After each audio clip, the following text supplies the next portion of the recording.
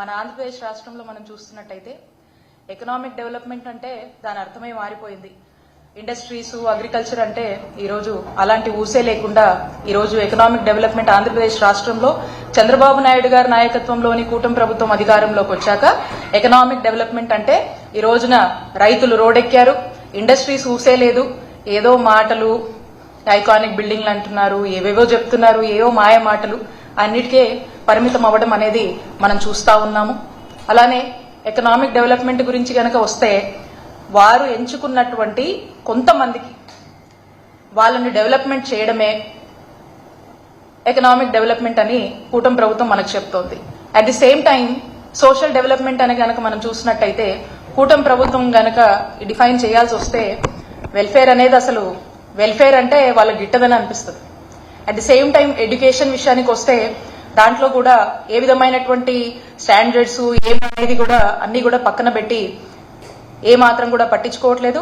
And health విషయానికి వస్తే complete privatisation అనే ఒకటువంటి కాన్సెప్ట్ తో ముందుకు వెళ్తున్నారు. And when comes to political development అని కనుక మనం చూసినట్టయితే గుడ్ గవర్నెన్స్ ఇందాక మనం చెప్పుకున్నాం కదా, కూటమి ప్రభుత్వం దృష్టిలో మాత్రం ఈ పొలిటికల్ డెవలప్మెంట్ అంటే implementation of red book politics అని స్పష్టం చేస్తా ఉన్నారు. ఇవి కూటమి ప్రభుత్వానికి సంబంధించి చంద్రబాబు నాయుడు గారి నాయకత్వంలో ఓవరాల్ స్టేట్ డెవలప్మెంట్ ఏంటంటే ఈ 3 అంశాల మీద వాళ్ళు ఏమాత్రం కూడా పట్టించుకోకుండా వాళ్ళు ఫిక్స్ చేసుకున్నటువంటి ఒక ఎజెండా, వాళ్ళు ఫిక్స్ చేసుకున్నటువంటి ఒక ఎయిమ్తో వాళ్ళు ముందుకు వెళ్ళడం అనేది మనం చూస్తూ ఉన్నాం. నేను ఎందుకు ఇవన్నీ కూడా చెప్తా ఉన్నానంటే ఈ రోజున మనం చూస్తూ ఉన్నాం, when I talk about social development it constitutes health అనేది ఒక అంశం. దాంట్లో when I talk about health ఈరోజు ద లీస్ట్ నెగ్లెక్టెడ్ స్టేట్ ఏదైనా ఉందంటే కూటమి ప్రభుత్వంలో చంద్రబాబు నాయుడు గారి నాయకత్వంలో ఆంధ్రప్రదేశ్ రాష్ట్రంలో health is the most neglected subject అని చెప్పొచ్చు. ఎందుకంటే the greatest wealth is health అని మనం భావిస్తాం. And if you just go and look back, Covid మనకి ఏం నేర్పించిందంటే దేశం మొత్తం కూడా ఇబ్బంది పడినటువంటి పరిస్థితుల్లో కోవిడ్ ఇంతో అంతో ప్రతి ఒక్కరికి కూడా కొంత హెల్త్ దాని యొక్క అవేర్నెస్ మీద ఒక ఫౌండేషన్ అనేది లేచేస్తుంది. ప్రతి ఒక్కరికి ఒక అవేర్నెస్ అనేది ఇచ్చింది. ఈరోజు ఇంతో అంతో కోవిడ్ వల్ల మనకు మిగిలినటువంటి మెసేజెస్, సాడ్ స్టోరీస్ వల్ల ఖచ్చితంగా ప్రతి ఒక్కరికి కూడా కొంత అవేర్నెస్ వచ్చిందని మనం భావించవచ్చు. మరి కోవిడ్ తర్వాత ప్రజలకు ఆ అవేర్నెస్ వల్ల కొంత ఎక్స్పెక్టేషన్స్ అనేది న్యాచురల్గానే వాళ్ళలో కొంత అవేర్నెస్ వచ్చింది. వాళ్ళే కొంత లైఫ్ స్టైల్ చేంజెస్ పాటిస్తూ ఉన్నారు. ఖచ్చితంగా కూడా ఆశతో ప్రభుత్వం వైపు ఎదురు చూస్తూ ఉన్నారు. ఏమనంటే వాళ్ళ యొక్క బాధ్యత ఇంతో అంతో వాళ్ళ యొక్క బాధ్యత ప్రభుత్వంగా వారి యొక్క రెస్పాన్సిబిలిటీ పోషించి వీళ్ళ యొక్క బాగోగులు చూసుకుంటారనేటువంటి ఆశతో ప్రజానీకం అందరూ కూడా ఎదురు చూస్తున్నటువంటి పరిస్థితులు. మరి ఈరోజు అలాంటి ఎదురుచూపులకు ఏ హోప్ కానీ ఏ సమాధానం కానీ ఈరోజు ఆంధ్రప్రదేశ్ రాష్ట్రంలో కూటమి ప్రభుత్వం ఏమాత్రం కూడా ఆ హోప్ని కల్పించట్లేదు. అండ్ గ్రాడ్యువల్గా కూడా దాన్ని డైల్యూట్ చేస్తున్నటువంటి పరిస్థితి మనం చూస్తూ ఉన్నాము. ఏమంటే దానికి కారణం ప్రైవేటైజేషన్. మాకు అనిపిస్తూ ఉంది, రీసెంట్ టైమ్స్లో మనం వింటా ఉన్నాము, చంద్రబాబు నాయుడు గారు ఏఐ అని మాట్లాడుతూ ఉంటారు. ఆర్టిఫిషియల్ ఇంటెలిజెన్స్ బేస్డ్ అప్రోచ్ని మనము, డ్రివెన్ అప్రోచ్ని మనం యూటిలైజ్ చేయాలి. ఏదో ఒకటి అప్రోచెస్లో ఏఐ గురించి పదే పదే మాట్లాడుతూ ఉన్నారు. అండ్ నాతో పాటు ఆల్ ఆఫ్ యూ మీ అందరు కూడా చూసే ఉంటారు, చంద్రబాబు నాయుడు గారు ఒక రింగ్ గురించి చెప్తా ఉన్నారు. వారు ఒక రింగ్ యూజ్ చేస్తున్నారని. And that's going to track his health. ఆయన హెల్త్ మొత్తం అది ట్రాక్ చేస్తుంది. అండ్ వెల్ బీయింగ్ గురించి చెప్తుంది, ఆ డేలో తన రొటీన్ గురించి చెప్తుంది అని చెప్పి చెప్తా ఉన్నారు. సో బాగానే ఉంది ఇది. సో మనకేమనిపిస్తుంది అవన్నీ వింటున్నప్పుడు, డెఫినెట్గా వారు చెప్తున్నారు కాబట్టి ఖచ్చితంగా ఆంధ్రప్రదేశ్ రాష్ట్ర ప్రజల ఆరోగ్యం గురించి నిజంగా ఆయన అన్నట్టు ఏఐ లాంటివి తీసుకొచ్చి, అంటే ఎలా అంటే ఒక మనిషి వచ్చి అక్కడ కూర్చుంటే, హాస్పిటల్లో కనుక కూర్చుంటే ఈ ఏఐ డ్రివెన్ మెకానిజమ్స్తో కూర్చుంటే సీరియస్గా ఆ వ్యక్తి యొక్క హెల్త్ ప్రొఫైల్ అంతా అలా స్క్రీన్ మీద డిస్ప్లే అయిపోయి బీపీ షుగర్లు ఏమైనా ఉంటే చెప్పేసి వాటికి సంబంధించిన మెడిసిన్స్ గురించి కూడా చెప్పేస్తుందేమో అనేంత ఆశగా ఆంధ్రప్రదేశ్ రాష్ట్ర ప్రజలు ఎదురు చూస్తున్నారు. బట్ చూస్తే అయ్యేవే కూడా లేదు. ఏంటంటే ఒకటే విధానం, ఒకటే పద్ధతి, ఒకే ఒక ఆలోచన, పీపీపీ మాడ్యూల్, ప్రైవేటైజేషన్. ఇది తప్పితే ఇంకేమీ లేదు, ఇంకేం కనపడటం లేదు.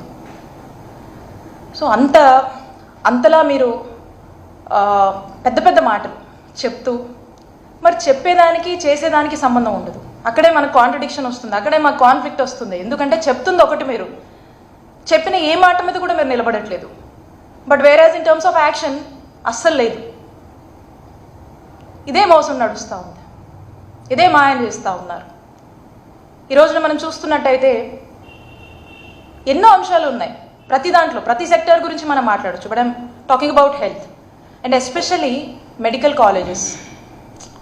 ఒక నాయకుడు ఒక భావితరం కోసం, భావితరాల కోసం, వాళ్ళ యొక్క భవిష్యత్ కోసం, భవిష్యత్తులో వాళ్ళ యొక్క ఆరోగ్య సేవల గురించి ఆలోచించినప్పుడు ఒక చక్కటి టెరిషరీ కేర్ సర్వీసెస్ని ఎక్కడో ఈ రాష్ట్రంలో ఉన్న వాళ్ళు ఇంకో రాష్ట్రం మీద డిపెండ్ అవ్వాల్సినటువంటి అవసరం లేదు. నా రాష్ట్ర ప్రజలు దేశంలో ఉన్నటువంటి ఇతర రాష్ట్రాల కన్నా మిన్నగా ఈ రాష్ట్రంలో వైద్య సేవలు నేను కల్పించాలి అనేటువంటి ఒక దూరపు దృష్టితో, ఒక గుడ్ ఫోర్ఫ్రంట్ వ్యూతో ఆలోచించినప్పుడు, ఒక 1000 మైళ్ళు వేగంగా ఆలోచించినప్పుడు, ఒక మైల్తో మనం మొదలు పెట్టాలని చెప్పి ఒక స్టెప్తో మనం మొదలు పెట్టాలి, మనం అంత ఫోర్ఫ్రంట్ వ్యూతో మనం ఆలోచిస్తున్నప్పుడు అనే దానికి ఒక ఆలోచనకు శ్రీకారం చుట్టాలనేటువంటి ఒక ఆలోచన చేసి రాష్ట్రంలో, నాకు తెలిసి దేశంలో ఎక్కడా ఎన్నడూ లేనటువంటి ఒక గొప్ప ఆలోచన, ఏ రాష్ట్రం కూడా చేయనటువంటి సాహసం మన నాయకుడు జగన్మోహన్ రెడ్డి గారు జగనన్న ప్రభుత్వంలో వారు వచ్చినటువంటి మొట్టమొదటి రోజు నుంచి కూడా ఒక గొప్ప ఆలోచన చేసి రాష్ట్రంలో 17 గవర్నమెంట్ కాలేజీలు తీసుకురావాలనేటువంటి ఒక గొప్ప ఆలోచన చేసి సుమారు 8,500 కోట్ల బడ్జెట్ని దానికి కేటాయిస్తూ 3 ఫేజెస్గా వీటిని డివైడ్ చేసుకుని ఇవన్నీ కూడా అందుబాటులోకి తీసుకురావాలి. వైద్య విద్యని అభ్యసించేటువంటి ఎంతో మంది విద్యార్థులను ఆశతో చూస్తున్నటువంటి వారి యొక్క కలల్ని సాకారం చేయాలి. ఎంతో మంది డాక్టర్స్ని ప్రొడ్యూస్ చేయాలి. ప్రతి జిల్లాలో మనం ఏదైతే చూస్తూ ఉంటామో, మనం వింటూ ఉంటాము, బయట ఎక్కడికి వెళ్ళారమ్మా అంటే బయటకు వచ్చేసరికి కార్పొరేట్ హాస్పిటల్ చూపించిన వాళ్ళు అపోలో లాంటివో ఏజీ లాంటి హాస్పిటల్స్ చెప్తారు. ప్రతి జిల్లాకు ఒక అపోలో హాస్పిటల్, ప్రతి జిల్లాకు ఒక ఏజీ హాస్పిటల్ లాంటి ఒక కార్పొరేట్ స్థాయి వరల్డ్ క్లాస్ స్టాండర్డ్స్తో ఉన్నటువంటి హాస్పిటల్స్ని ఏర్పాటు చేయాలనేటువంటి ఒక గొప్ప ఆలోచనతో అడుగులు వేశారు జగన్మోహన్ రెడ్డి గారు. మరి ఈ రోజున అంత గొప్ప ఆలోచనతో ఎందుకు వేశారంటే, ఇక్కడ సూపర్ స్పెషాలిటీ వైద్య సేవలు ఆ ప్రాంత ప్రజలకు అక్కడే అందాలి. అక్కడున్న ప్రాంత ప్రజలు బయటికి రావాల్సినటువంటి అవసరం ఏర్పడకూడదు. అంటే ఫ్యూచర్లో అక్కడే మళ్ళీ వాళ్ళకు వైద్య సేవలు అందించే డాక్టర్స్ని కూడా మనం అక్కడే వైద్య విద్యని పెంపొందిస్తే అక్కడే మనకు డాక్టర్స్ ఉంటారు, స్టాఫ్ ఉంటారు, చదువుకోవచ్చు, అక్కడే హాస్పిటల్ ఉంటుంది, అక్కడే వైద్య సేవలు అందుతాయి ఫ్రీగా. ఇవన్నీ నాణ్యమైన వైద్య సేవలు అక్కడే అందుతాయి, ఎక్కడికి పోనవసరం లేదు అనేటువంటి ఒక ఆలోచనతో ఒక కాంప్రిహెన్సివ్ హెల్త్ కేర్ని డెవలప్ చేయాలి. Health care for all, universal health for all, comprehensive health care for all, ఇవన్నీ ఆస్పెక్ట్స్ మనసులో పెట్టుకొని ఒక గొప్ప ఆలోచన చేసి మరి హెల్త్లో అనేక రిఫార్మ్స్, అనేక రెవల్యూషనరీ రిఫార్మ్స్ తీసుకొచ్చి అడుగులు ముందుకు వేశారు. మరి ఈరోజు ఏమవుతుంది? అలాంటి భవిష్యత్తు ఉన్నటువంటి మెడికల్ కాలేజ్ల పరిస్థితి ఏమవుతా ఉంది? ఈ రోజున సుమారు ఒక్కో జిల్లాలో మనం తీసుకొచ్చినటువంటి మెడికల్ కాలేజ్ సుమారు ఒక్కటి కూడా ప్రతిదీ ఒక 50 ఎకరాల పైనే ఉంటుంది.